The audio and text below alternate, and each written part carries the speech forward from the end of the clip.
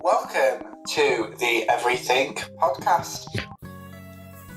Welcome to the Everything Podcast, Season 2, Episode 14. So yeah, there has been 3 daily episodes so far. So, Mondays, which basically went, this is what's happening.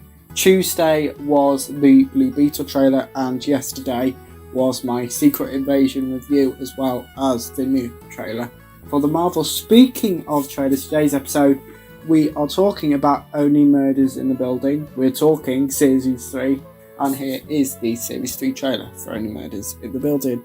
Enjoy. It's opening night, and a big star drops dead on stage. Oh my god, my leading man is dead! Is this really happening? Well, you know, who are we without a homicide? NYPD! The killer is someone in this room.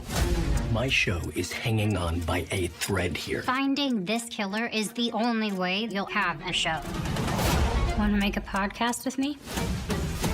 Oh my god, this is corny. So I know it is. Yeah. Murder? Yeah, murder. Yeah. Look at this cast. They're all killers. But who would want to kill Ben?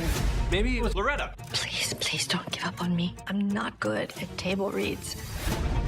Storm's coming. Don't take us that for lobbing in the rocks. She's a stinkeroonie. I say give her the bootay.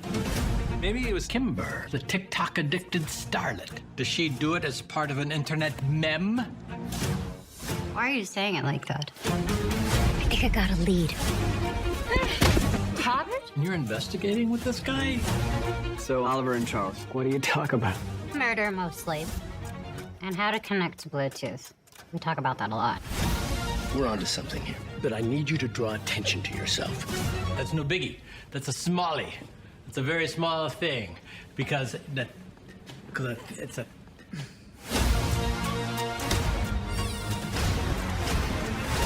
Your show is a death trap. Today alone, I almost died 3 times.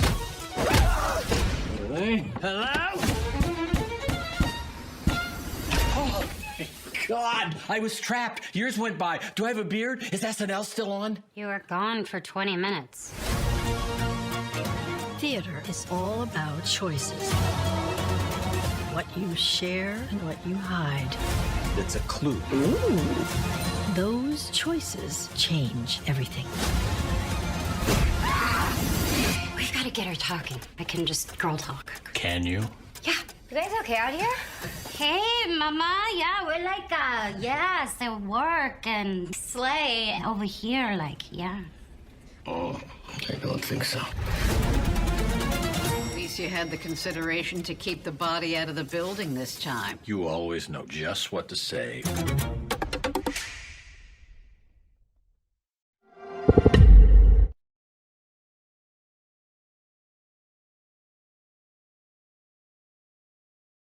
Yes, so that was the Season 3 trailer for Only Murders in the Building, which starts coming out Tuesday, August 8th, Hulu in the US, Disney Plus everywhere else, every Tuesday.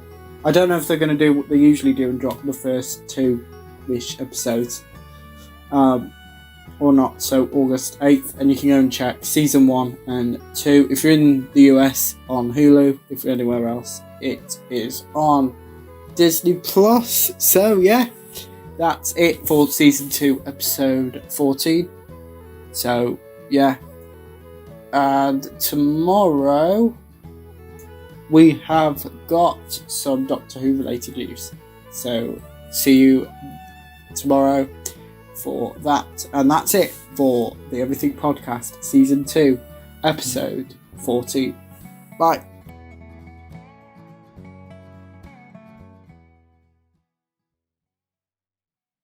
Welcome to the Everything Podcast. Welcome to the Everything Podcast, Season 2, Episode 25. Before I get in today's episode, yesterday I did a recap of everything we covered last week and what you've got to look forward to in the next couple of episodes. So as I said yesterday, today I'm going to be showing the after show episodes for Only Murders in the Building, Season 3, Episode 1 and 2, as well as reviewing them. So, yes, if you want to see the trailer I posted it, I think it was the 4th daily episode, so I think it's season 2, episode 14. You can find it, and I think the thumbnail you might be able to notice, yeah. And if you go into the description, the actual, it's tagged Only Murders in the Building, so you know that. Yes, so season 3, episode 1. So as I suspected last week, we would get 2 episodes when they came out. So new episodes come out every Tuesday. I'm recording this the day after, on Wednesday the 9th of August, but you're not seeing this till Monday the 14th of August. So yes, tomorrow from when you're seeing this, there'll be another episode. So hopefully, yeah. So I think it should work out that about every Monday-ish, hopefully. If not a bit sooner, depending upon when I can record. But yes.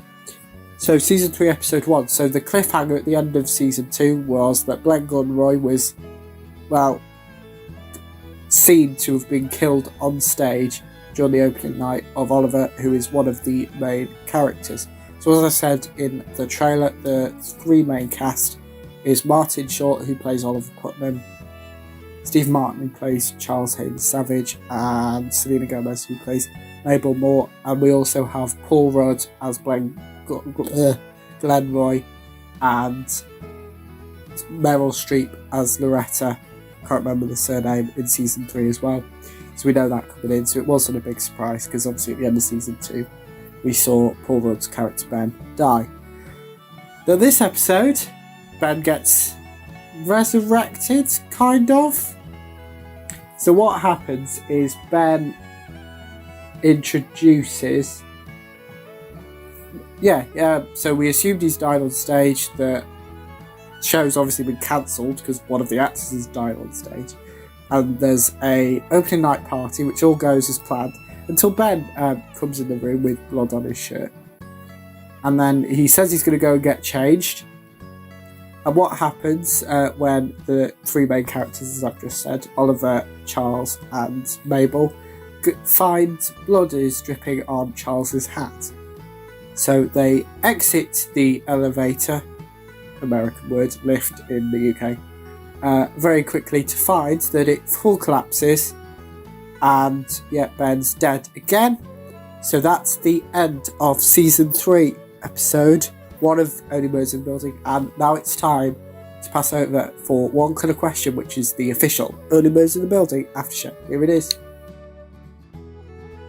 One Killer Question has returned, tackling the questions you need answered this season. And if you have any leftover questions from last season, We won't be any help at all.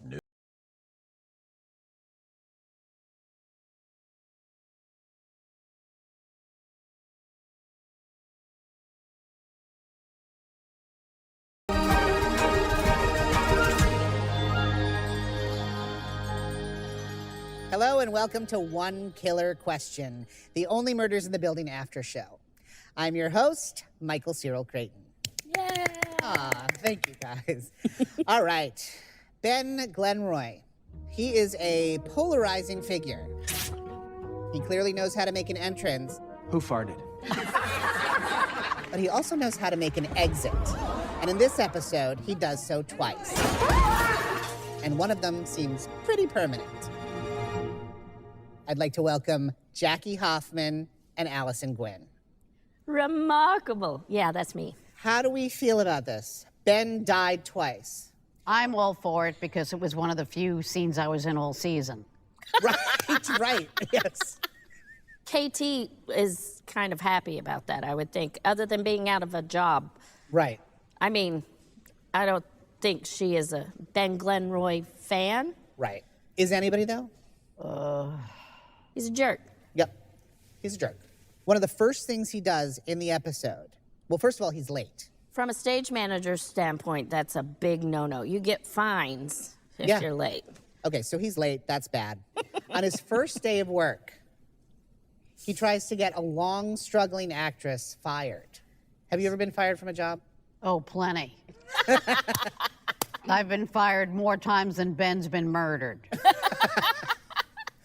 Ben goes on this big apology tour when he comes back to life, and he apologizes to every single person that's in the show, the stage manager, the director, everybody. Those apologies were pretty appalling. He needs to They're apologize. like Real Housewife apologies. They are. They totally are. They are absolutely insincere. They mean nothing, and they're really all about him. Yes, to make him look better. Exactly, Yes. exactly. He's one of those people that's not aware of other people. Right. Narcissism. An actor. Yeah, An he's actor. Yeah. He's an actor. Yeah. How do we think Ben compares to previous victims? So let's go through them. We have Tim Kono, season 1. End of season 1, Bunny. And now we have Ben Glenroy. All of them initially present as kind of nasty people. Who do we think's the biggest jerk of all out of those 3? Oh, Ben for sure. Right? There's no question. His use of scarves is very aggressive, and Yeah. I don't like it. Questionable tattoos. Well, on the asshole, non-asshole balance scale, I think he tips asshole Yes. much more than anybody else. Absolutely. If you hate someone enough that you kill them twice, Yeah. there's no coming back. Yeah. He may die again. What do we think about this twist, though, of having a victim die twice? I actually like it because the first death was not in the building. Sanuma actually comments and says, at least you had the decency to keep the body out of the building this time. Yes, which is the best. But the night was young, wasn't it? You gotta be fucking kidding me. I thought it was going to be somebody else in the building, and then it was him again, and I was like, Right. it's clever writers. But did he deserve that? Does anybody really deserve to die? I don't care enough about him to discuss it anymore. Can we move on? Can we move on? Totally. Yes. Thank you for that. And on that note, it's time for one killer game.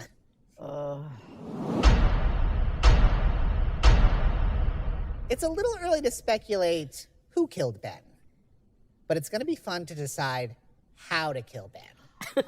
So this is a game that we call How to Kill Ben. In front of you, you're going to see a pile of green cards and a pile of red cards. You're each going to take one card from each pile, and you're going to use both of those items to create a nefarious plan on how to kill Ben. You want to go first, Allison? Yes. Okay, one green card, one red card. Tell us what you got. Okay. And then kill Ben. Okay, here we go. I got a lead pipe and 1 baked potato.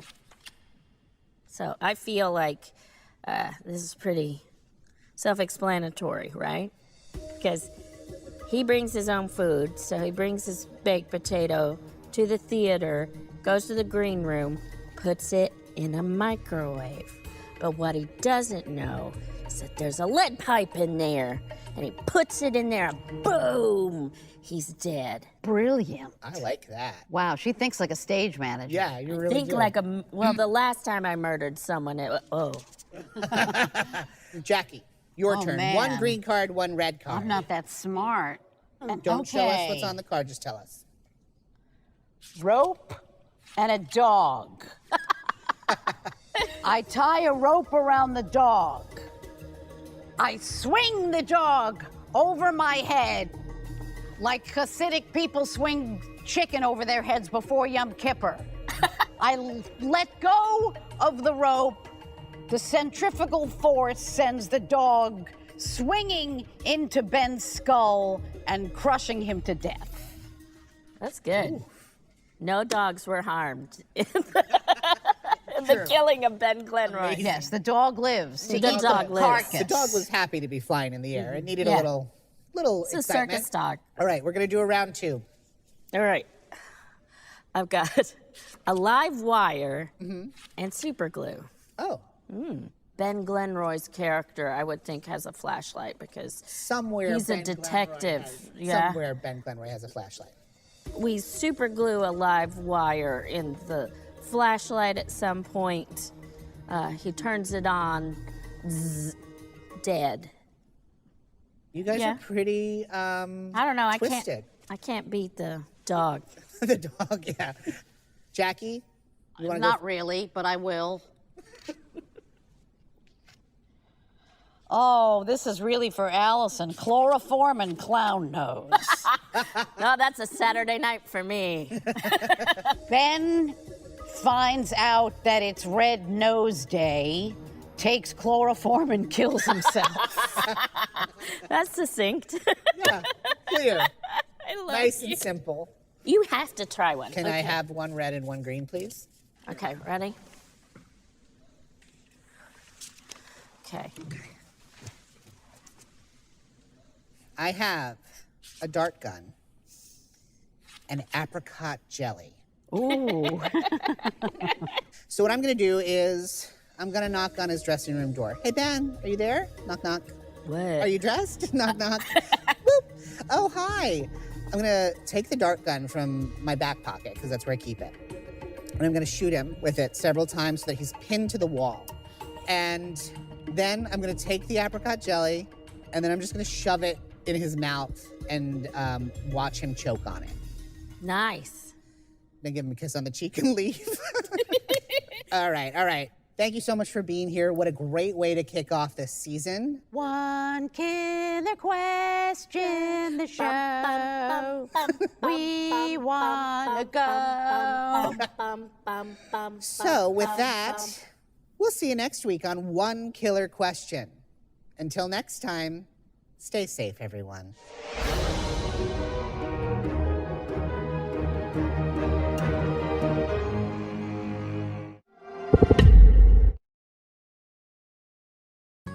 Yes, so that's it for the first part of this episode. We're currently running at 12 minutes, so it's going to be a jumbo episode. But obviously that's because there's 2 episodes instead of the normal one. So obviously it'll be a normal episode, but it could near half an hour at this point.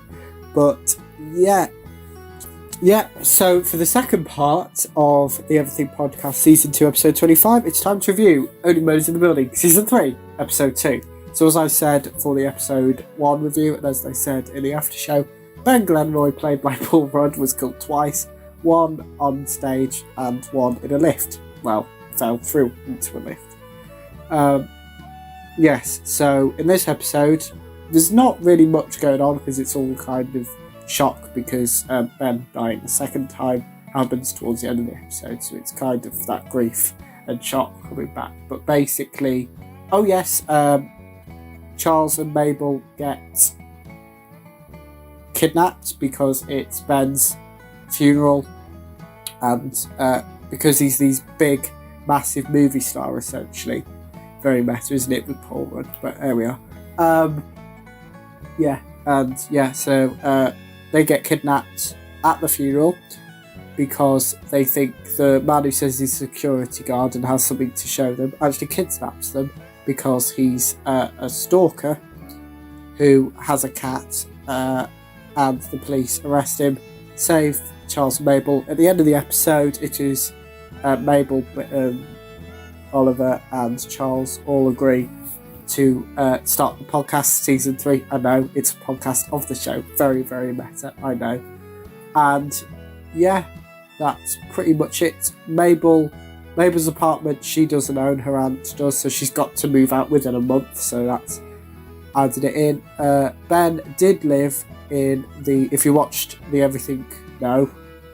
Well, I hope you watched the Everything podcast Season 1 and you're continuing with Season 2. It'd be nice if you kept coming back and I didn't scare you off while you were only just watching one episode. But yeah, and yes, so Sting was in Season 1, was essentially the special guest who lived in it. Amy Schumer in Season 2, and Ben, played by Paul Rudd. But for Seasons 1 and 2, it was like an exaggerated version of the actors, whereas this time Paul Rudd was playing the actual character, not himself. And he was the one that got murdered, twice, didn't he? So, yeah, but that's it pretty much for my review, so I'll be saying goodbye. But first of all, it is time for One Killer Question, Season 3, Episode 2. Congratulations, you found the Only Murders After Show. One killer question. Or maybe you just hit the button by accident. Either way, too late now. Ha.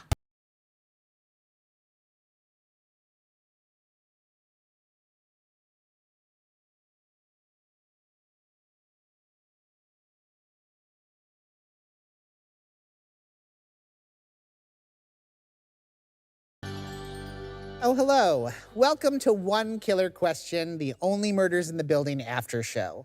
I'm your host, Michael Cyril Creighton. Mabel is hot on the case of Ben's murder, which she definitely has time for, because it's not like she has a job or a place to live or a clear sense of direction. I'm almost 30 and I have nothing figured out. I don't know, I'm just lost. Which begs the question, should Mabel really be investigating right now? Here to help me are David DeLuise and Drew Afualo. Thank you guys for being here. So let's talk about this. Do we think that Mabel should be investigating right now? I think she should. The last 2 seasons especially, she really found purpose again through her podcast, through friendship, which she kind of like self-isolated a lot.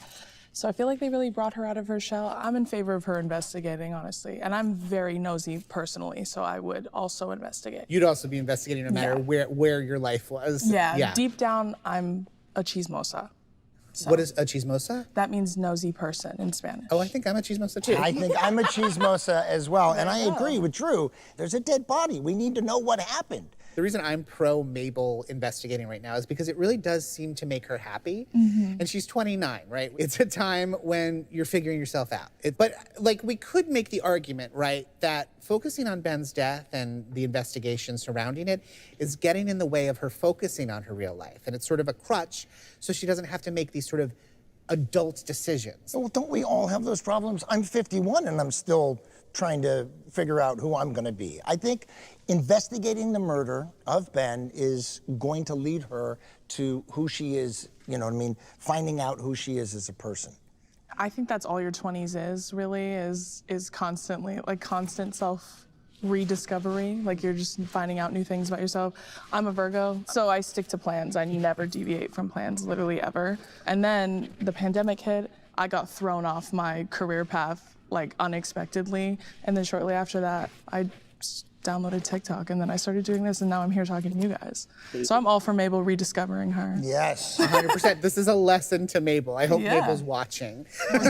Team Mabel. Team Mabel. Team Mabel, Team y'all. Mabel. Hit me up, girl. I'll help you in person. That's very encouraging. I think we're all in agreement on this. Yes, she should be investigating. One, because without that, there would be no show.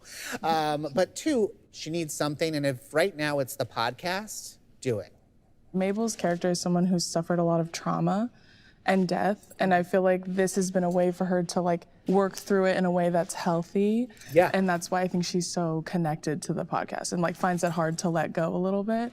This is like the only kind of control she has is whether or not she looks into this investigation. Right. She isn't in control of anything else, where she's gonna live, what she's gonna do, how she's gonna make money, but she can control whether or not she sleuths. Do you think that this investigating will help the other pieces of her life fall in place? It'll bring them together. They're all going to be back together as a team because they'll be working together. I think she needs Charles and Oliver, like they're her family now. They're her like fake fathers. You know, I think as a family, you can solve anything together. You know, I think them being a team is very important to solve the murder. I think the running theme for all three main characters is difficulty letting go. Right, so like Oliver has a hard time letting go of his Broadway failure, and Charles has a hard time letting go of Brazos, right? And then, you know, obviously Mabel has a really hard time letting go of like her friendship and investigating and stuff like that. So I think once that one piece and that door is closed, she'll like really be able to like move forward and see what's next in life, right? So hopefully not any more murder. Or more, that's fine too. Please, hopefully more murder. Please keep the murder coming for all of us for at least a few more years. Do we think that she could do it on her own? Do we think that she could solve this murder on the own without the help of Charles and Oliver? They all bring something very specific and unique. I don't think she could do it on her own necessarily. You're right. Let's hope that they start solving this crime together. Sleuthing is the right thing for Mabel to be doing right now. I'd never heard that word before. I'd like to sleuth myself. Are you a sleuther? I would say I'm not a sleuther. I might be too lazy to sleuth. I feel you. But I do like getting to the bottom of things. Yeah, and this begs the question, sleuthing and nosiness, how close are those two things? Married. They're married. I think so. I think they're at least in the same neighborhood. Yeah. I think one you can go to prison for. I'm not sure. Yes. Right? And For one's sleuthing? just fun. Yeah, one's just sort of fun. Being nosy Silly. is so fun. David and Drew, It's time for one killer game. Our trio of sleuths are trying to solve Ben's murder. So is Ben's not crazy at all stalker. Punk-ass bitch. You should see me now. Who's more likely to solve the case? In front of you are a pair of binoculars for stalker and a magnifying glass for sleuth. So what we're gonna do is I'm gonna ask you some questions about Ben's life. You guys are gonna decide which role you wanna be, pick up the prop and give me an answer. So like an example would be, what kind of shampoo does Ben use? And a sleuth would say, oh, I checked his credit card and it's whatever shampoo he uses. Mm-hmm. A stalker might say, oh, well, I got some hair from his drain and I smelled it and it smells like oatmeal imperfection. So I know exactly what shampoo he uses. We good? Yes. Yes. We're good. All right. How often does Ben brush his teeth? Sleuth. I'll do the sleuth one. Not often, because when you look at him, his teeth are a little yellow. Thank you. Well, based off what I saw through my binoculars on the roof across from his apartment building, I think it's on 92nd Street. He does brush semi-often, however, based off the traces of food in his teeth that I did get off the floss in the trash can outside, I would say he doesn't floss nearly as often as he should. Are you as scared as I am? It's true, they're coming for you. You hear that siren? Awesome, They're coming for you. That has nothing to do with What is Ben's workout routine? I'll go with stalker. Well, he benches 250, and his sweat smells like sunshine. He runs very fast on the treadmill. You were so giddy about that. That was stalkery. He's adorable. Giggle about how fast he runs. According to him, he does Pilates. However, I did ask around at the Pilates studio and they did say that he typically goes to the donut store next door to the Pilates. He doesn't ever really come inside. So I'm gonna say not often. Very sleuth. Very sleuthy. I love that. Next one. What color are Ben's bath towels? When I went through his trash, I saw that he bought green towels with a green matching robe. I guess it depends on the lighting, because when he stands in direct sunlight, they look more teal. Wow. Drew, you were born to do that. To be a stalker. And it's a little scary. Yeah, it's a little scary. I prefer you in stalker mode. I prefer Thank you you. in stalker mode. This was so great. Thank you so much for being here. Until next time, this was one killer question. Can't wait to see you again. Actually, I'm hiding in your closet. Creepy.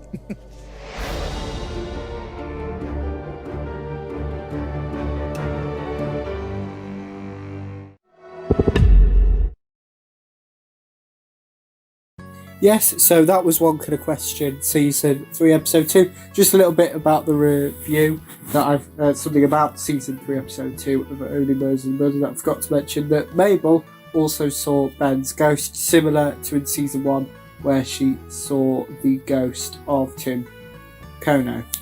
So, yes, and speaks to him because she basically says, because in Season 2 we find out her dad died when she was very young of stomach cancer, and she would watch Girl Cop with her mum they were in different rooms and watch at the same time, and it just made that pain a little bit easier and maybe forget about it for a while.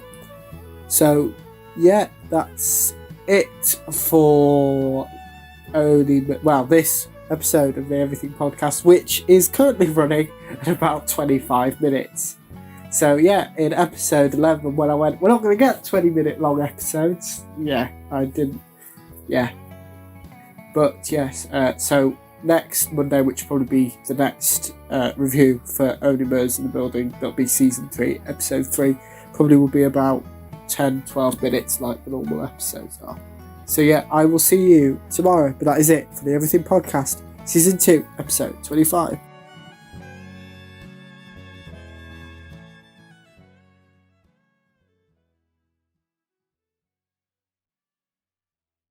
Welcome to the Everything Podcast. Welcome to the Everything Podcast, Season 2, Episode 36. Yes, sorry. Yes, that it is Season 2, Episode 36 of the Everything Podcast. So if you could remember, a week and a half ago, there was a 25-minute episode, which, as I said on the Season 2, Episode 30, was the longest episode of the podcast until the 30th, which was over an hour long. And that was because I covered 2 episodes of Only Murders in the Building. Now, that wasn't meant to happen, but as I mentioned on Wednesdays?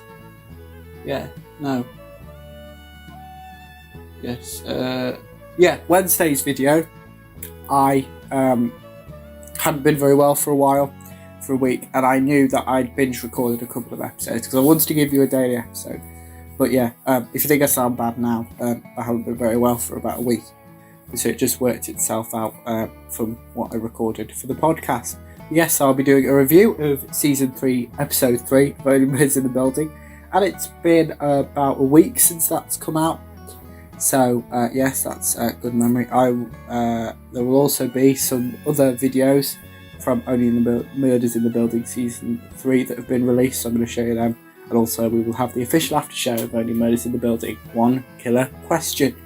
But yes, Season 3, Episode 3, as I said, I watched it last week, so I'm going to have to try and remember. But just a reminder, Season 3, Episode 1, even before that, the very beginning of Season 3, Episode 1, which was shown at the very end of Season 2, Episode 10. Ben Glenroy, played by Paul Rudd, was poisoned and seemingly killed on stage. Came back later in the episode and came through the ceiling of the lift and was dead again. But this time it was actually dead. Because one of the characters, as you will have seen in the after show, so that 25-minute video, which you can go and check out now, or just going to youtube.com/podcast. It was the only murder that we've seen that didn't take place in theatre, but he wasn't killed.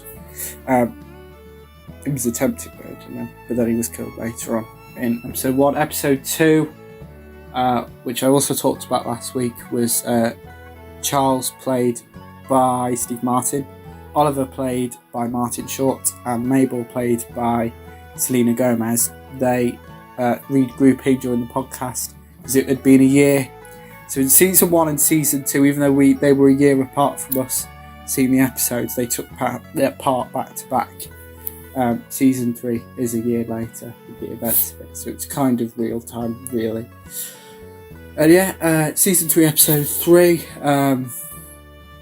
there wasn't very much. Oliver, as I said, played by Martin Short, and Loretta, who is played by Meryl Streep, got together after Loretta, who is a very struggling actress and struggles with table reads, was offered the job of a Grey's Anatomy related show. I've never watched it, but from what I understand about it, it's like a hospital program, so one of them. But she declined it to continue doing the play, which obviously with Paul Rudd's character Ben being murdered, they've had to shift it. So instead of being a standard play, it's now a musical, which will come very clear. That's pretty much all I can remember. As I said at the start of this episode, it has been a week. And I try to be as spontaneous as possible so I don't have pages and pages of notes and stuff. Which will come in tomorrow's episode, so that's something to look forward to. But before we get to One Killer Question, Episode 3, which I haven't seen, there is a few sequences from a few of the episodes. So here is the musical Fever Dream from Only Murders in the Building, Series 3. Here it is.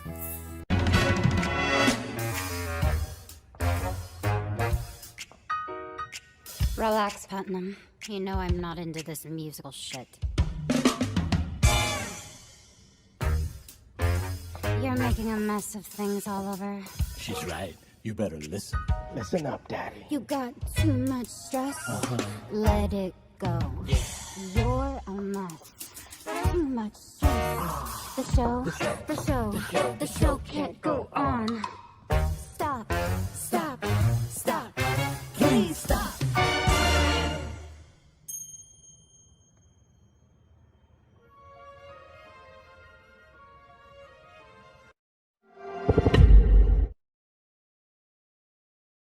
Yeah, and also we have got the first scene from Only Murders in the Building, Series 3. Here it is.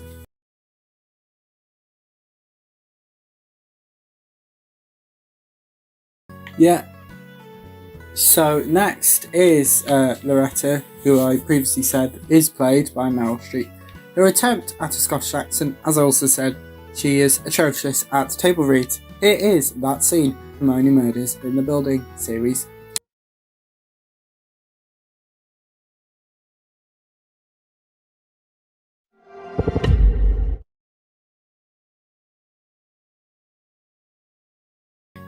So next up is One Killer Question, episode 3. Here it is. Welcome to One Killer Question. Proof that Only Murders in the Building is big enough to have an after show. But not yet big enough to get us.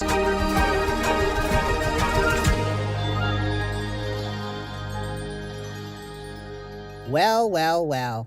Welcome to One Killer Question, the Only Murders in the Building after show. I'm your host, Michael Cyril Creighton. This episode, we get to spend a little more quality time with Taubert, spelled with a T. You're the guy with the name. It's Taubert. Robert with a T. What do we think of Mabel's new friend? I'll see you around, Mabel. I'd like to welcome Jason Vesey. Hello. And Don Darrell Rivera. Hello. Henceforth known as DDR. Yes. All right, so, Taubert.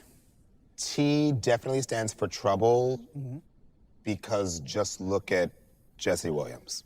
He's trouble. Trouble. You think he's trouble?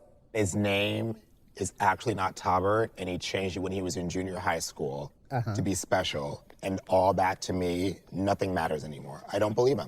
I feel like he was trying to be creative, just like the girls named Emily that like add extra letters when they're in junior high school because everyone else's name is Emily. It's like that. I don't know. I don't agree. I don't think he's trouble. Yeah. I think Taubert just really wants to investigate, like, honestly, with Mabel. You do? I do. Do you think it's okay and ethical to break into a dead man's apartment, I DDR? mean, he has some equipment in the apartment, so I think it's okay. I mean, he has a key. He got in. He doesn't seem all too concerned with Mabel breaking in either, though. He's like, come on in. That's Let's true. both break in. That's true. It also feels like it's the perfect opportunity to start his game. It's like trying to go for Mabel. I think that he's clocked Mabel from the very first day of rehearsal, and it's kind of like her. And so when she shows up, he's like, great, kills two birds with one stone. Yeah. Right. You can stay and won't say anything and then slip in. Why was he really going into Ben's penthouse? I mean, obviously he's looking for the drive. Right. He said he left equipment in there, and I believed him. There's only that reason. Well, what kind of equipment is he really looking for? The equipment that helped kill somebody? Equipment that helps film a documentary? I don't know. How do we think Taubert ended up as Ben's documentarian? Because when I think of documentaries, I think of shining a light on something that is maybe an interesting cause or a touching story. To make the choice to be a documentarian of the Cobra. Right. Really specific choice. Right. Either he owed somebody a favor or the check was just really, really, really, really good. Yeah. That's what I'm thinking, because Taubert comes off as someone who likes to make films that mean something or have a point, and following the Cobra also doesn't feel like aligns with him, which also makes me have questions. Right. Maybe he was actually like secretly filming this whole thing and allowing Mabel to like do her Be part of thing. the documentary? Yeah. Because there's no better twist than death. But he also says something very telling in episode 1. I am just an observer. This is literally the last time you're going to hear my voice. Yes. I was about to say that. Maybe he is on tape doing something that he shouldn't be doing, and he wants to make sure that he can edit that and get rid of that footage since he knows how to do that. You just blew my mind. You know? Yeah. What if he's kind of like, oh, snap, I just filmed myself Incriminating. killing. Yeah. Yeah. Film myself killing. Killing. Maybe he has a collection. Maybe. Of tapes of him killing people? Yeah. Yeah. Interesting. Stranger things have happened. Especially in this building. True. I want to talk about this baby elephant story. I see this baby elephant getting stuck in the mud. I'm also at a crossroads because should I hop down and save the elephant, or should I do my job as a documentarian and just film what happens? He talks about being in that tree. Yes. And watching a baby elephant, Yes. the cutest kind of elephant there is, die. Yes. Then he lies. Yes. Says he saved it. Mm-hmm. And then we find out he sat in the tree and watched it almost die so he could get the story. I think that if someone is willing to watch a cute little creature die, there's no reason why he wouldn't just wait and watch someone like Ben die. Anything for the shot, right? Anything for the shot. You see a baby elephant dying in a puddle of mud. Mm-hmm. How do you save it? By calling the proper authorities. Wow. She's like, it's too slippery. I can't pick up a baby elephant. And maybe that's where we learn what 311 is actually for. for saving baby elephants. Excuse me, there's a baby elephant on 9th Avenue? All right. And now it's time for one killer game. Let's answer this question once and for all. Is Taubert red hot or a big red flag? We have given you one red hot pepper and one red flag. I'm going to read to you facts about Taubert, and you're going to hold up the red hot pepper or the red hot flag, depending on what you think. Great. This is going to be very telling about, like, who we are as people. Sure. Right. Yeah. It is. Yeah. And if you feel like you're going to be judged, you will. Okay. Here we go. His name is Taubert. Bing, bing, bing, bing. Yeah. Why is Taubert a stupid name? Let's really dig into it. Why is it a stupid name? You know what? It's actually not the T. It's just the pronunciation. Like, Taubert. Yeah. I would believe. Yeah. Oh, Taubert, I would believe. What I love is when Mabel calls him Flaubert. Next. Yes. He has dreamy eyes.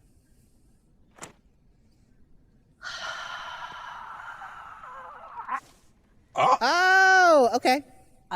That's how you're gonna get killed. Why is this a red hot thing for you? I mean, like, the eyes are the windows to the soul. Can't deny a good set of eyes. True.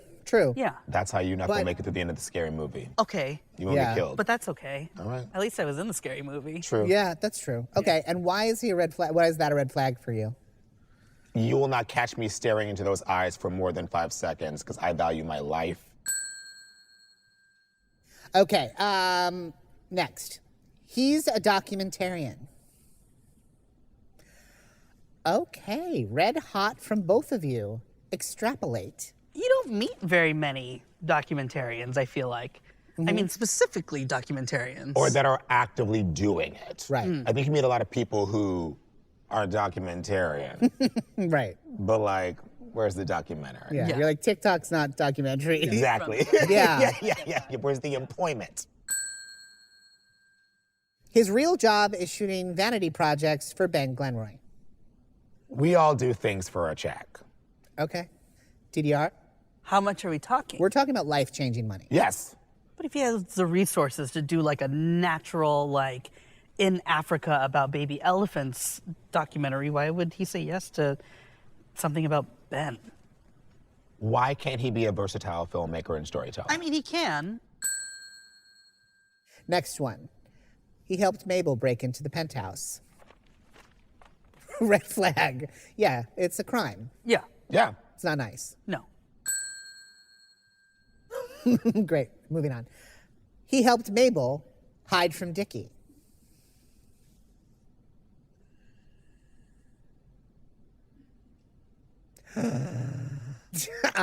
Okay, so you believe it's red hot to help Mabel hide from Dickie. Yes, Why? because he cares. He cares about Mabel. He doesn't want her to get in trouble. Obviously, he knows what she does with the podcast, but like to save her from being implicated in anything with Dickie, I think that's red.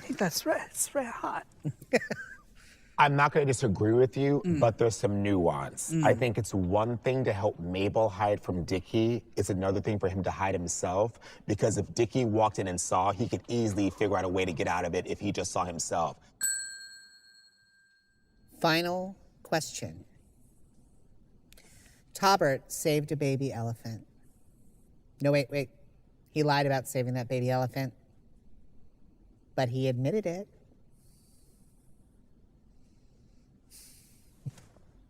Conflicting. So, DDR, you're saying that's hot to lie? No, because he revealed himself. He was honest about. He was repentant. Yes. He did wrong, and then he thought better of it. Yes, I mean, like, let's think about it. They're not even in a relationship yet, and the fact that he wanted to make it right from the get-go, I think it's a very good trait in someone. That's a good point. It's red hot to admit that you're wrong. Agree. Jason? We are trapped in a closet because we both broke into someone's apartment, and you've been telling me to not make noise. I don't want to hear about your baby elephant story. Well, this has been an absolute joy. Just as joyful as it was before the game, it's even more joyful now. Thank you both so much for being here. DDR, Jason VC, a total pleasure. Thank you. And that's it. We will see you next time on One Killer Question. Please don't die beforehand.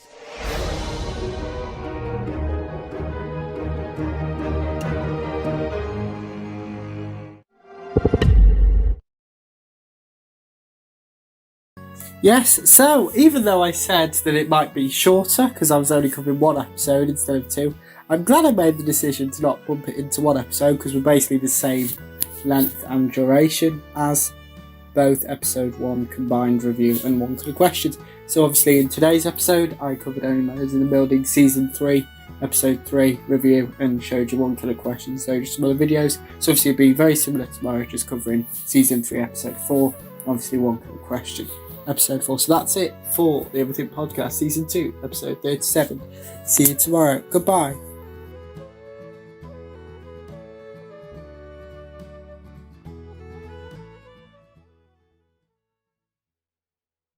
Welcome to the Everything Podcast. Welcome to the Everything Podcast season 2 episode 37. Yes, yesterday was episode 36, so that is a problem on my part, a mistake. So sorry about that, yes, because I've had to write down the numbers to my plans for what I'm going to cover on each episode, because I wouldn't be able to remember it. So obviously in yesterday's episode, I covered Only Murders in the Building season 3 episode 3 review, a few videos that have been released, and the One Killer Question, which is the official after show of Only Murders in the Building episode 3. So obviously in today's episode, continuing with Only Murders in the Building, just looking at season 3 episode 4, and I'll show you another One Killer Question episode soon.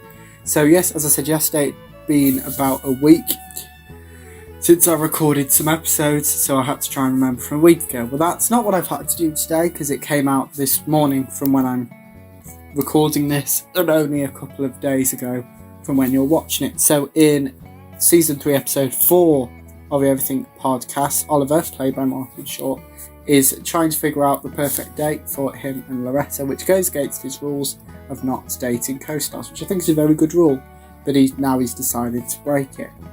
I don't know if it's got anything to do with Ben Glenroy's death, played by Paul Rudd, or not, but yeah. So yes, in this episode that happens, there's Charles, played by Steve Martin, has stage fright, which you might think is a bit strange for an actor who's supposed to have been on TV, the show Brazos, which I think it's made up, I'm not entirely sure.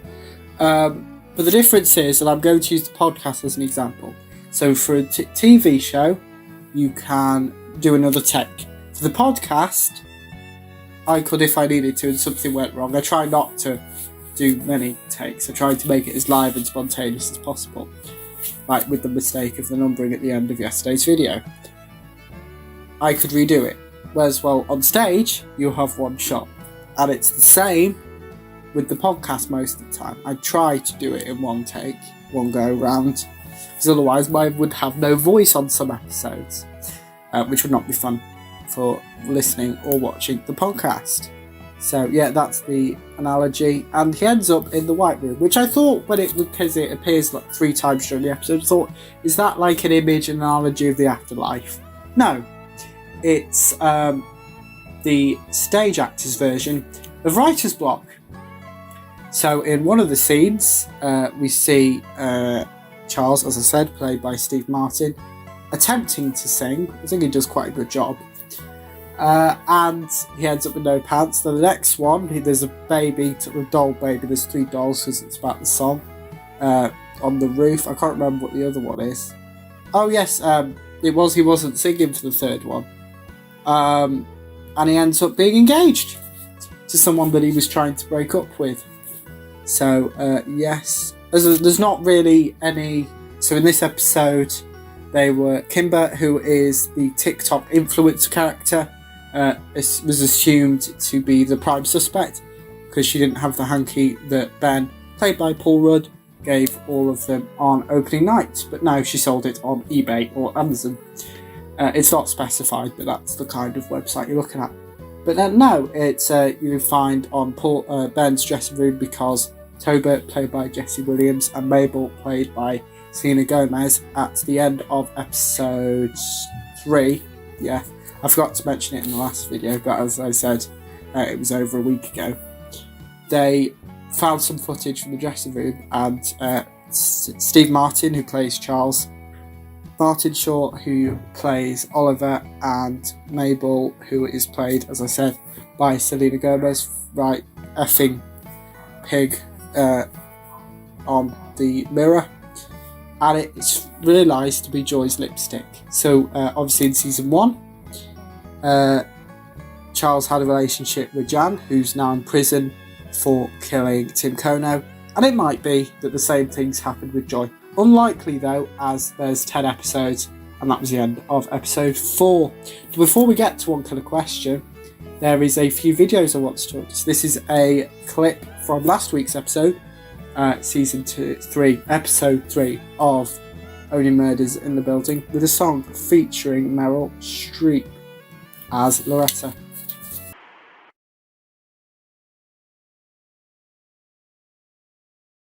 Next up is the One Killer Question, episode 4. So here it is. Here is One Killer Question, episode 4 on the Everything Podcast, season 2, episode 37.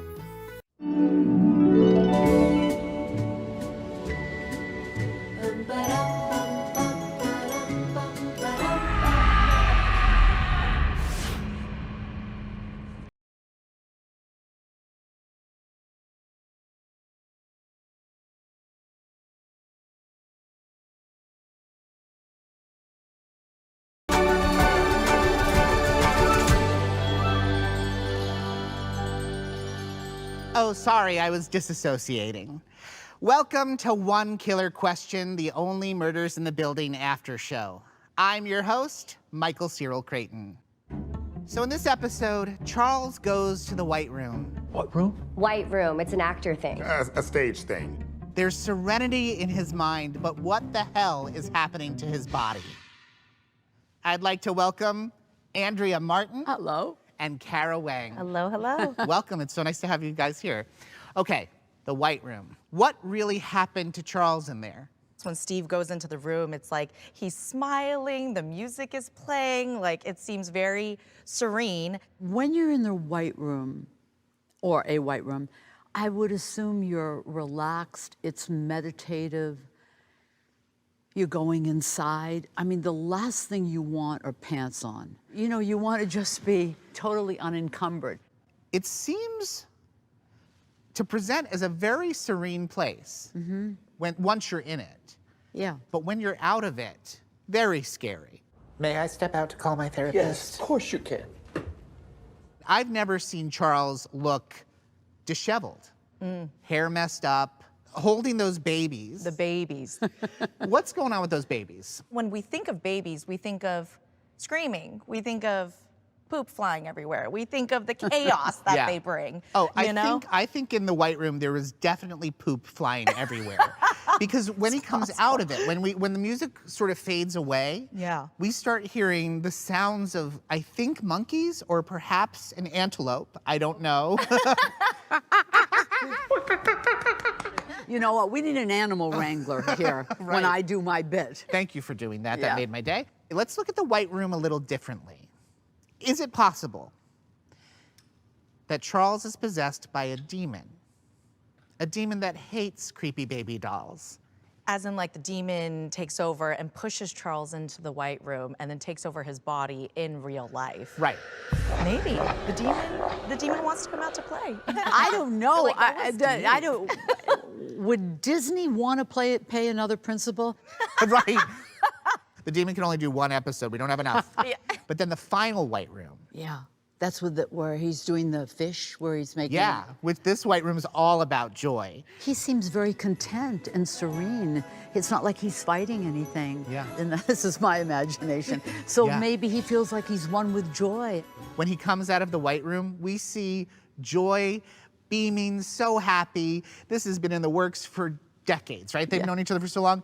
And you see Charles completely panicked, and he has pearls around his neck, and he's holding flowers. Yeah, He's those definitely- pearls and the flowers are from the fish tank. Oh, and from the treasure And so is chest. the little ring that he puts on her finger. It's like little trinkets that are in the fish tank. They're Oh, trinkets wow. for the fish, yeah. So that means in real time, he reached his hands Yeah. into the tank Yes. to get these Yes. items Yes, to yeah. present to you. Yes, and I honestly believe that part of him wants to ask Joy to marry him, but he's so caught up in fear and baggage from his life, and Yes, 'cause he did. so not used to a commitment. I think that Charles does want to be with Joy.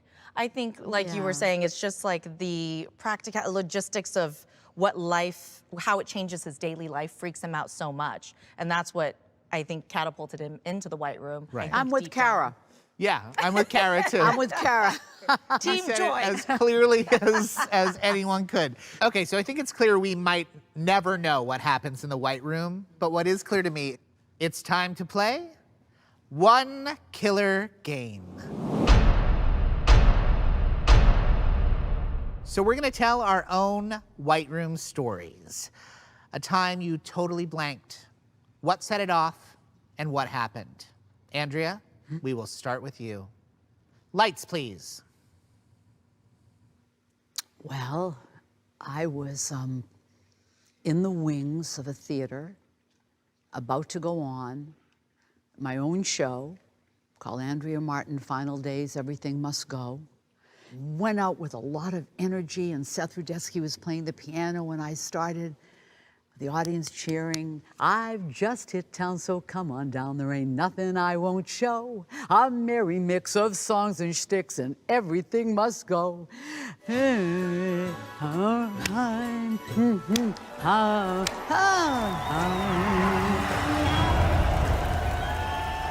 Didn't know where I was, couldn't remember a lyric. The audience just felt like one big blob of poo, just right there in the audience.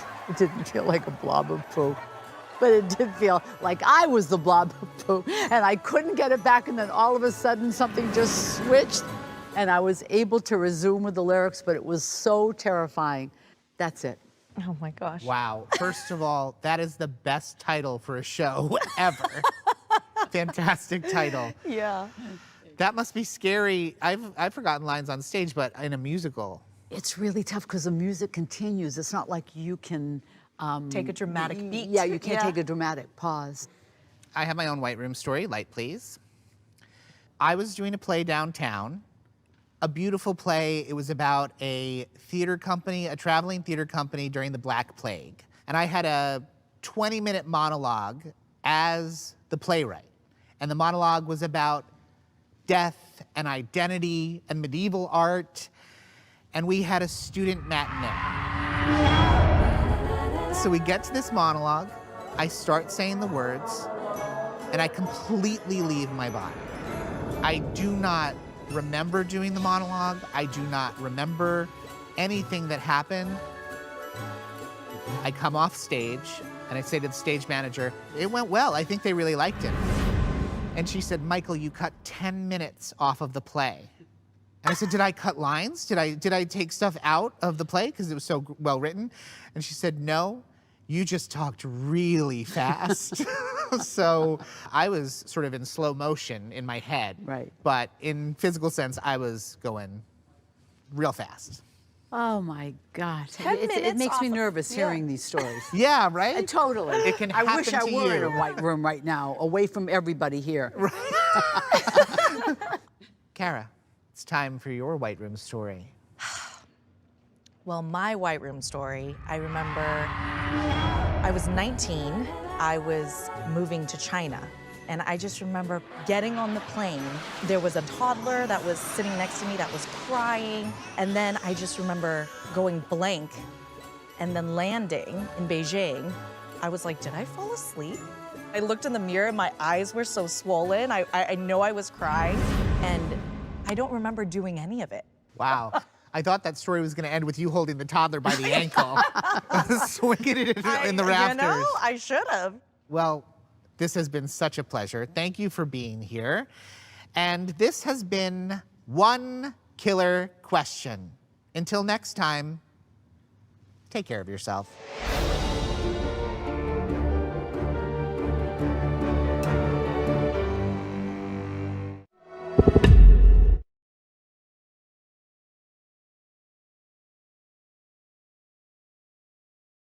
Yes, so that was... No. Well, this is the Everything Podcast, Season 2, Episode 37. That was One Killer Question, Episode 4. So, in tomorrow's episode, I will be doing a recap of all these week's episodes. It's going to be a bit complicated because, obviously, I didn't record them all in one go like I have previously. So that's it for the Everything Podcast, Season 2, Episode 37. Just remember, if you're on YouTube, you can like, comment, and subscribe. And you can also get in touch by emailing everythingpodcast2022@gmail.com. I will see you tomorrow at first. It's the Everything Podcast, Season 2, Episode 38. Goodbye.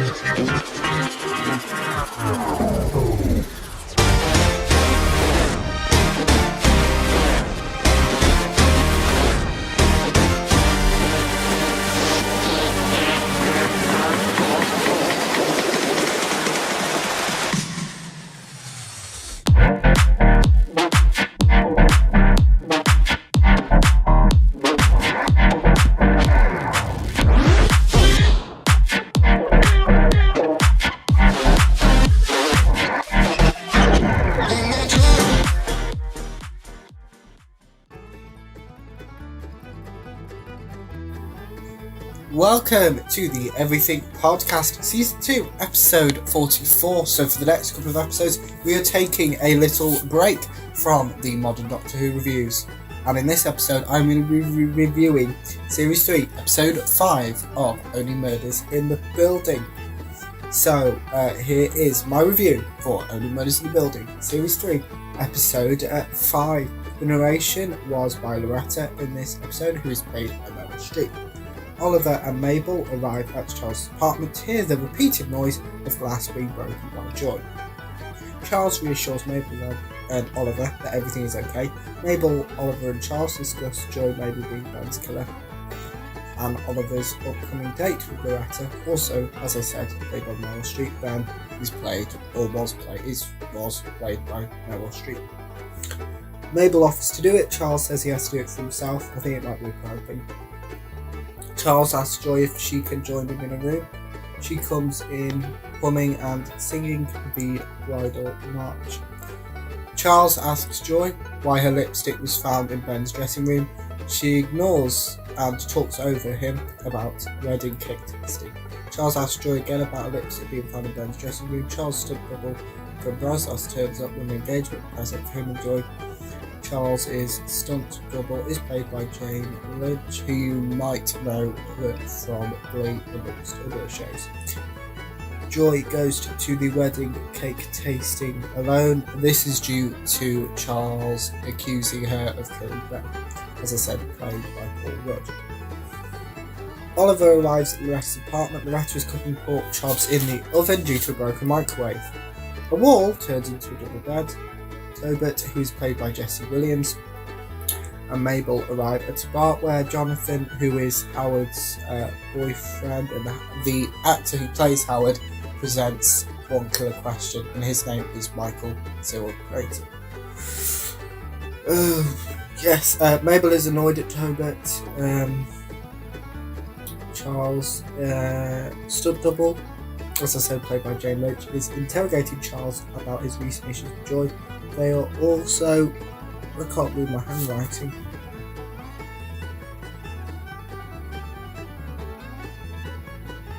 Oh yes, the stunt double also. I can't read my own handwriting. That's something. He also let slip that they are dating Charles' ex-girlfriend Jan, who killed Tim Kono, who was one of Mabel's friends in season 1.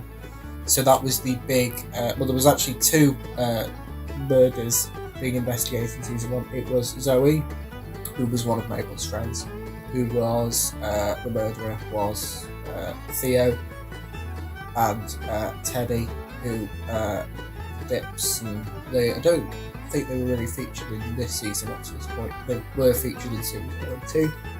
And yes, Jan killed Tim Kono. They massage Charles. They also diagnose Charles with MGDS, murderous girlfriend derangement syndrome. Extremely made up, definitely. Charles' stunt double grabs the aquarium remote and says to Charles they're going to play a game. Both Oliver and Loretta are attempting to cut the pork chops. They're both unable to do so. Oliver stabs his fork in the middle of the chop and attempts to eat it. In doing this, he loses a tooth. Loretta calls Oliver's snort adorable, an adorable little piglet.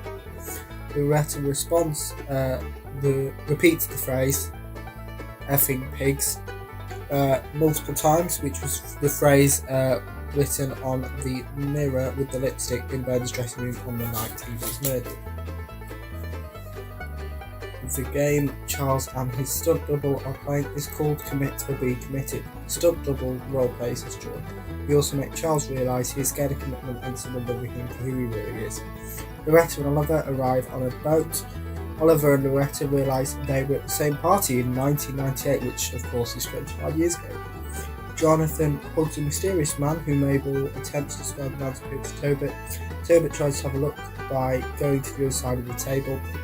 This leads to him colliding with a waiter carrying a tray full of drinks.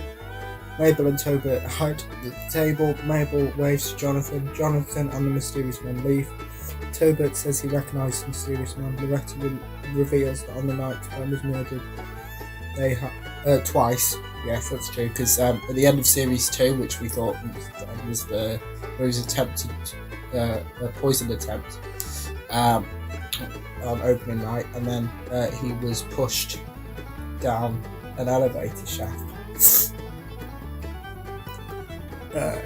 Yes, they had an argument. That's Loretta's, played by Meryl Streep, and Ben, played by Paul Rudd. Oliver launches his tooth overboard and makes a wish.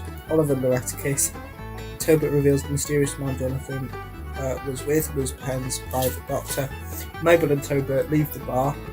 During Ben and Loretta's argument, Charles punches Ben in the face, which is some new information. So Charles could also be a suspect now, but very unlikely. Because when Ben was pushed, when Ben was pushed, he was with Oliver and Mabel, so not likely. Unless he could chance, but you never know. Charles tries to explain his proposal mistake. Charles commits to marry Joy. Joy throws a wedding cake at Charles, and Joy announces the engagement is off. Mabel shows Tobit the murder board. Oliver and Loretta sleep together. Oliver finds newspaper articles about Ben in a diary on Loretta's bookshelf. And that is it for my review of Only Murders in the Building. Series 3, Episode 5. So in the next episode, there will be a recap of all this week's episodes. There will be a quiz, and there will be a new Neighbours trailer. So that is it for the Everything Podcast, Season 3, Episode 44. Goodbye.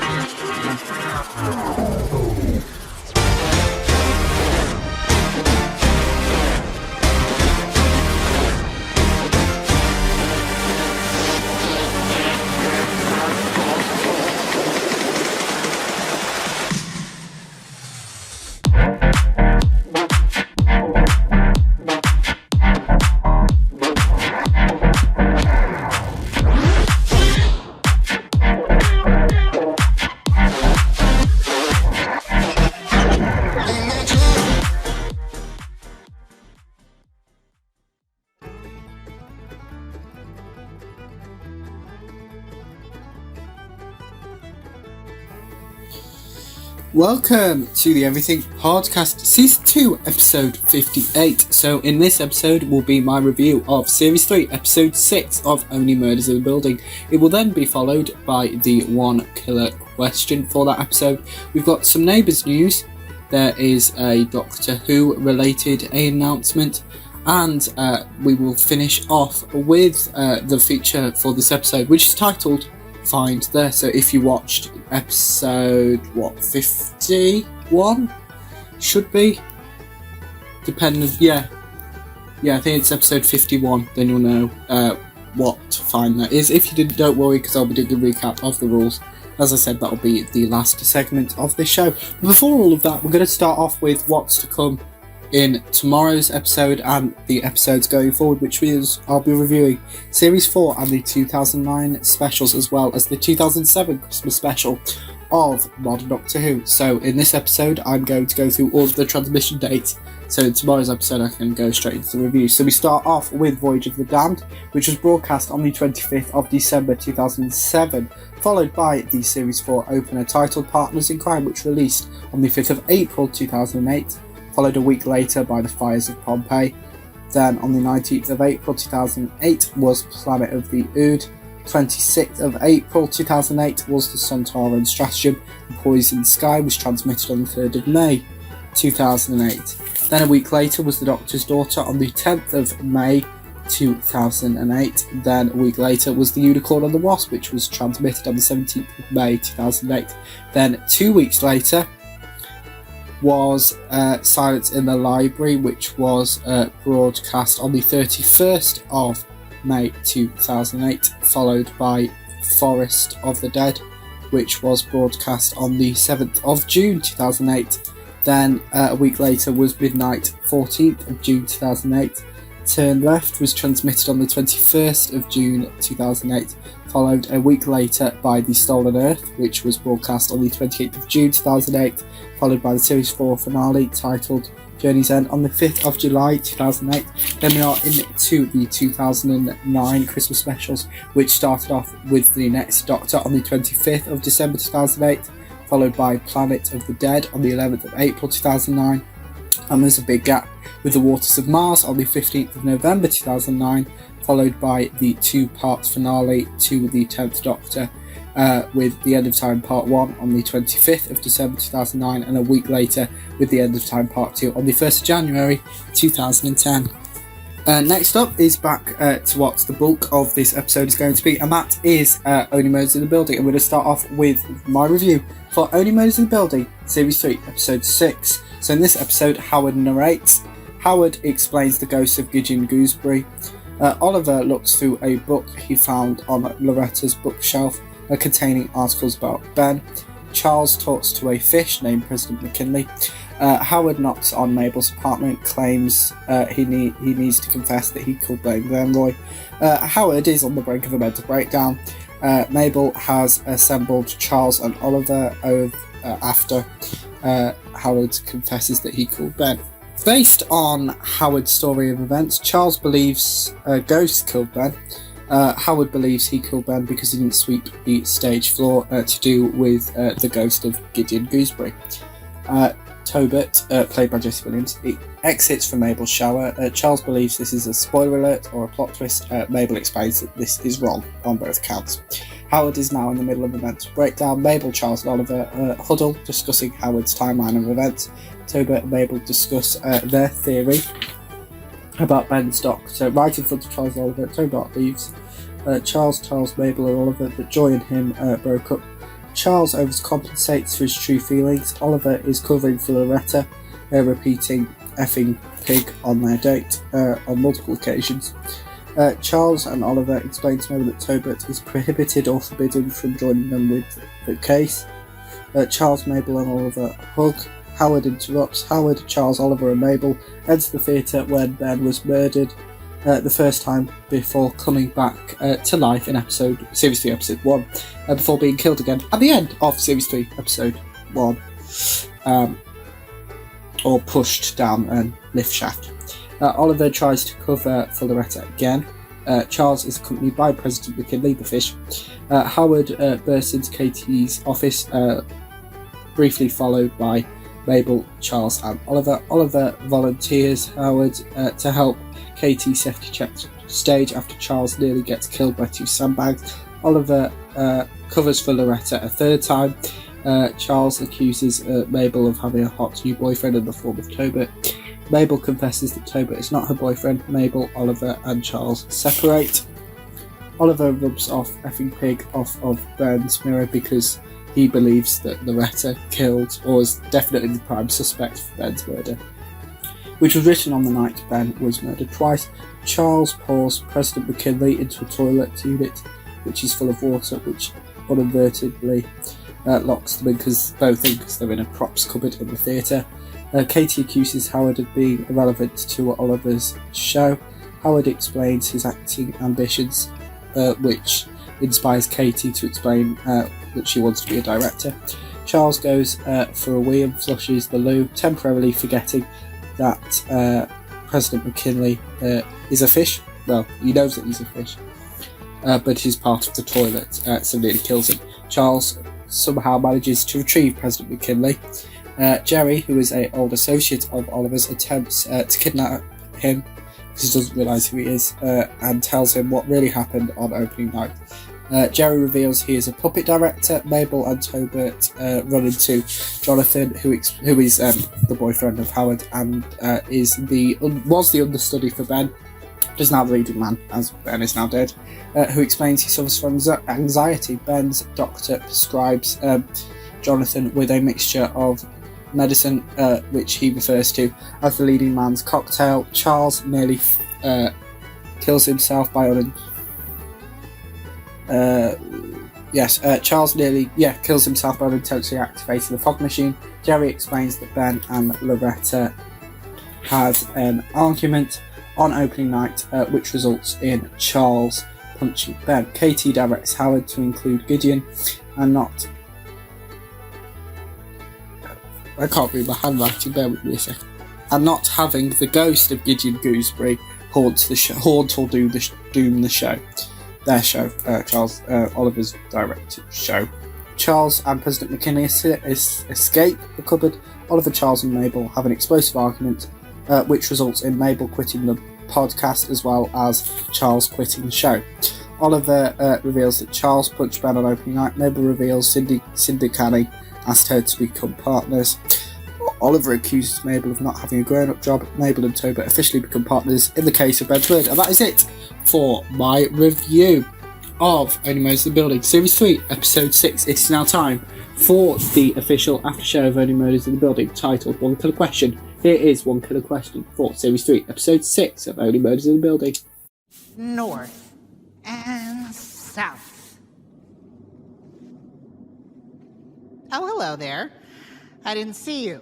I was busy exorcising. I'm your host, Michael Cyril Creighton, and this is One Killer Question.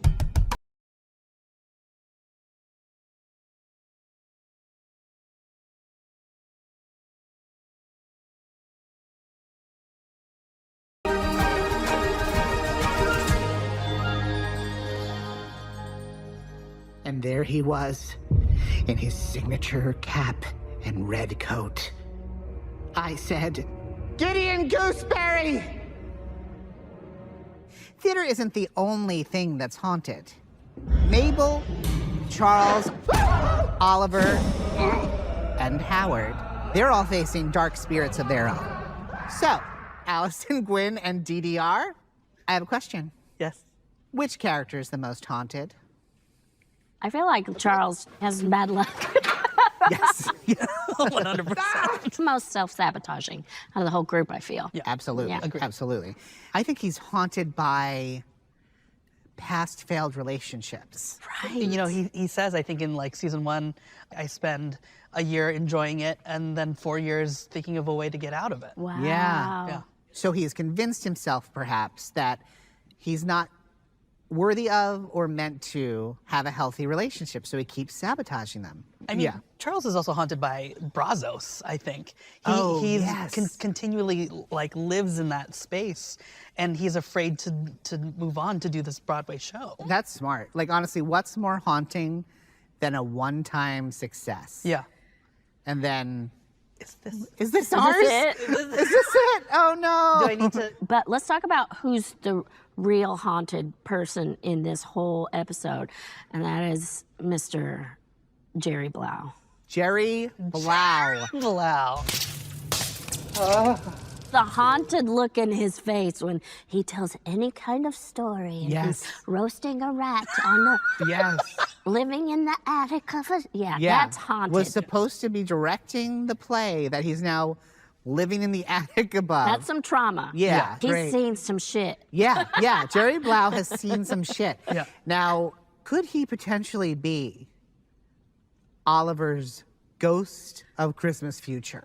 Are we looking, is Jerry Blau what Oliver could turn into, do you think? You're so smart. Absolutely. I think that scares him enough to... It kind of shakes him. Wow. Yeah.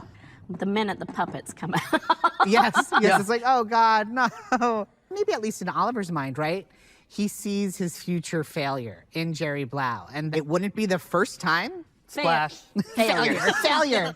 Splash. Yeah, exactly. If anyone in the show is accused of murder, he's going to cover for them because he doesn't want his play to get shut down. That's right. He doesn't want it to be Kimber because Kimber's the only one who can really sing in the show. Sorry, Bobo.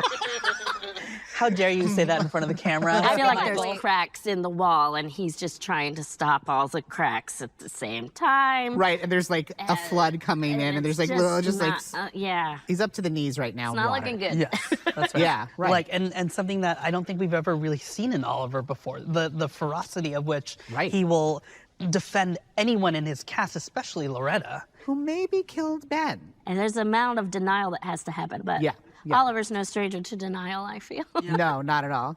Now let's talk about Mabel. Oh gosh, she's a mess. Mabel's a mess. Mabel's losing everything. She's losing her apartment. She's lost her friends. Right. She's lost her job as a podcaster. Right, and the only person that seems to be like, hey, come with me, kid, is Cinda fucking Canning.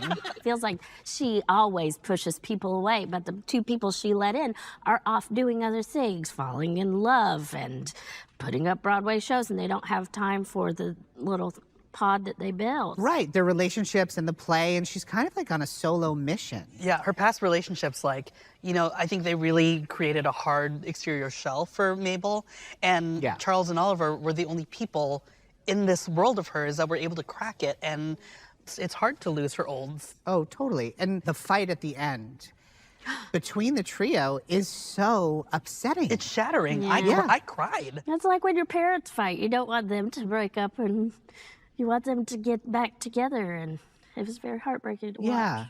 And I'm gonna figure out who did it, whether the two of you give a shit or not. I'm done. What haunts you? God. Like in real life? In real life, we're gonna be real here for a second. We can't just be the comic relief. Let me say, okay, Filipinos are extremely superstitious people, and I personally have felt and seen ghosts in my real life. Really? But honestly, like, okay, there was one night, the theater that I perform at nightly on Broadway is one of the most haunted theaters on Broadway. Really? And there was one night where I was on stage with 3 people, just 3 of us, and I feel a hand on my shoulder, and I'm like, well, that's weird. Like, my scene partner normally doesn't do that, and I look over at him, and he is nowhere near me. Yikes. At least they didn't push you into the pit or anything. That's true, that's true. So that's good. They're nice ghosts. Yeah, yeah. I feel like I may every now and then be haunted by ghosts. I do believe in ghosts, for sure. I'm haunted by fear, I think. What are you haunted by? Failure. Well, guys, this was a lot of fun. Yeah. Not scary at all. But we've got to move on because it's time for one killer game. Some people think Gideon Gooseberry is a real ghost. Howard is one of them. Let's play Gideon Gooseberry's Ghost Stories.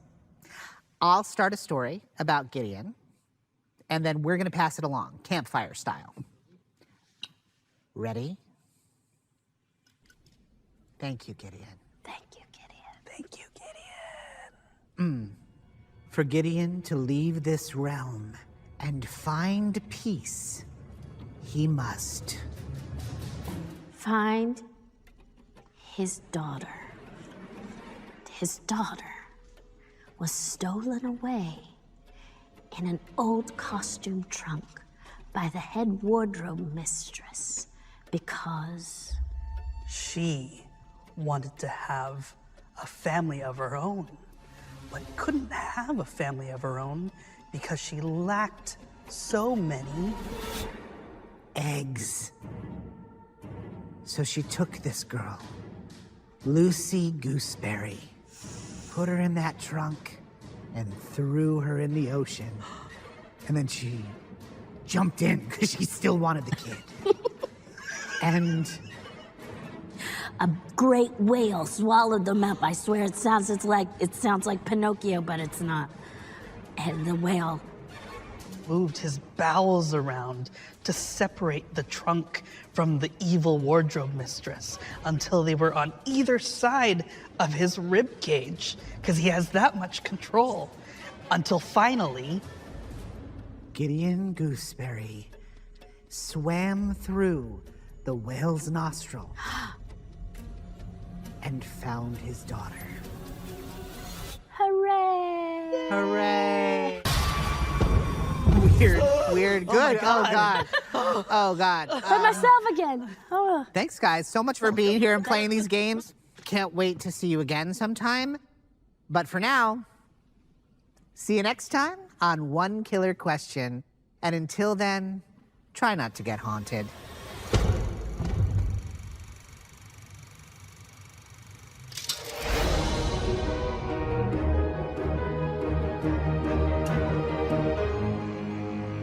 Yeah, so far in this episode, I have revealed the transmission dates for the Doctor Who 2007 Christmas special, Voyage of the Damned, Series 4, as well as the collection of 2009 specials between Series 4 and Series 5, followed by my review of Only Murders in the Building Series 3 Episode 6 and the One Killer Question from Series 3 Episode 6 of Only Murders in the Building. Next up, it's some Doctor Who news, and this was a tweet that was put out on Friday the 8th of September. Welcome to Who Spy. I'll be your very own spy on set during filming of Doctor Who. Keep your eyes peeled for more updates. In the last segment of this episode, before we get to this episode's feature, is a recast announcement. So, as you've known, the last 2 episodes, before this one, have been Neighbours focused, and I recorded them a couple of days ago, and then they announced this, like, the day after. And I was like, I'm not going to re-record all of that and add that at the end, so I'll just download the next episode. So this reads, with new episodes of Neighbours, which when this comes out you can go and watch them right now, Neighbours jumping, with new episodes of Neighbours jumping 2 years ahead, are Nellie and Hugo have grown up too, introducing the wonderful Aisha, Solomtana and Tala Ellis and Anderson, who we know you will fall in love in just 2 weeks' time, or right now. So yeah, that's it for that segment. It is now time for Find the... So, like I said in the introduction of this episode Series 2, episode 58, if you watched Season 2, episode 51, that's when I introduced the feature Find the, which basically is a grid. So I'm going to, if you watch that episode, this will be a recap. If you haven't, you can join in. So what you need is a piece of paper, you will need a pencil or a pen, and you need to draw a grid going across the top A to G and across the bottom numbers 1 to 10. And what you need to do is I'm going to give you 5 different items that you need to find, that you need to fill with those boxes. So the theme for this week is Neighbours, obviously, because when you're seeing this, Neighbours has returned. So Trevor the dog needs to fill 8 squares with 2 squares long and 4 squares wide. Second item is Byron Stone, who needs to be 2 squares long and 2 squares wide, a total of 4 squares. Holly Hoyland needs to be 1 square long and 1 square wide, a total of 2 squares. Leo Tanaka needs to be 3 squares long and 3 squares wide, a total of 9 squares. And Melanie Pearson needs to be 4 squares long and 4 squares wide, a total of 16 squares. So let's use an example. G1, let's say that is Holly Hoyland. So you put Holly Hoyland because that's only 1 square. I've already done mine. That's not my answer. Yes, so put it in there. So what you need to do, here's time for the Find the rules. So the theme changes every week, so the game resets every week. So if you, because the last week's theme was Doctor Who Series 2, because that's what we're covering, what we have been covering even, and that's that. So as I said, there's 5 items to guess with different sides, which I've just gone to. The theme changes every week. The game resets every week. So don't worry about missing something. It restarts every week. My guesses will be revealed in the Find There segment, which will be revealed very shortly. If any of my guesses are correct, please comment #find the hit if it's correct, or find the miss if it is incorrect, corresponding to which coordinate is a hit or a miss. Like me, you will get 5 guesses per week. When all your items have been guessed, like all of your squares, it's essentially like battleships. So if you've ever played battleships, if you hit 1 square, you don't lose that item. All of the squares had to be hit, so it's that kind of idea. When all of your items have been guessed, comment #find that out, and you can comment your guesses in the comments on any video. So yes, just before we finish up, it's time for my Find the guesses this week. So my first guess is D2, my second guess is B7, my third guess is F8, my fourth guess is G10, and my final guess is C6. So yeah, just a reminder that you need to comment your guesses in the comments of any podcast episode. And that's actually it for the Everything Podcast, Season 2, Episode 58. So we'll be continuing with the Doctor Who reviews tomorrow, starting with the 2007 Christmas special, Voyage of the Damned. So that is it for the Everything Podcast, Season 2, Episode 58. Goodbye.